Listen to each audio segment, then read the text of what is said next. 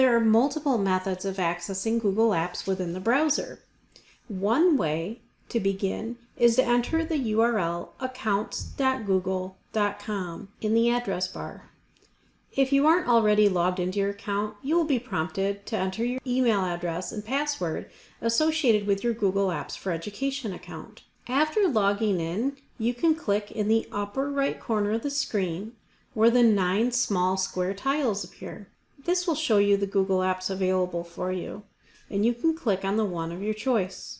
If you don't see the one you're looking for, you can click on the More link at the bottom to display other Google Apps available to you. Another method for accessing a Google app directly is to enter a URL in the address bar of your browser. For example, if you want to access Google Docs, simply type docs.google.com into the address bar. For Google Slides, you can type slides.google.com.